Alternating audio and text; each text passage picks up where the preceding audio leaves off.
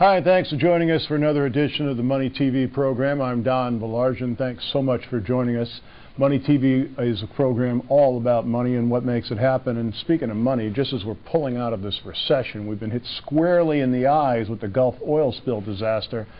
And while the massive environmental impact will obviously be felt for many years, the economic impact may be dramatically more severe.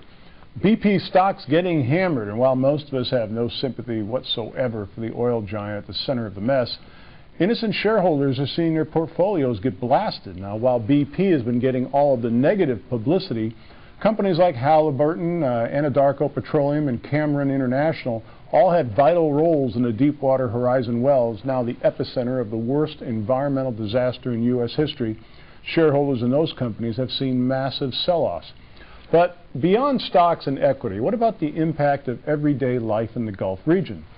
Well, the courts are going to be busy, as the lawsuits are no doubt going to rain down heavier than a Force 5 hurricane, but the oil spill is going to affect the fishing, recreation, and tourism industries in a huge way. In Louisiana alone, we can be looking at a $3 billion per year hit to the fishing and recreation industries. $3 billion in one state. Add to that the possibility of Florida, which is now seeing oil wash up on the beaches, and that number could easily triple. Now, what about tourism? Well, the idea of black, oily beaches is no one's idea of a good time. Estimates of economic losses are running as high as $4 to $5 billion a year, and that's just in Louisiana and Mississippi. An industry cannot survive that kind of hit. That means businesses like restaurants, hotels, and shops are going to close. Jobs are going to disappear. State tax revenues will evaporate. Because governments tend to react by putting their finger to the wind, new restrictions on drilling will no doubt find receptive ears, which will undoubtedly lead to higher oil prices and increased dependency overseas. Well, can it get worse?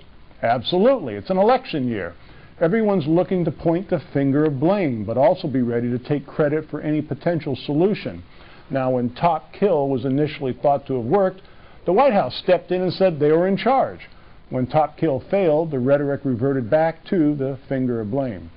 This is a disaster of historical proportions, and how we handle it is going to determine just how bad it's going to hurt.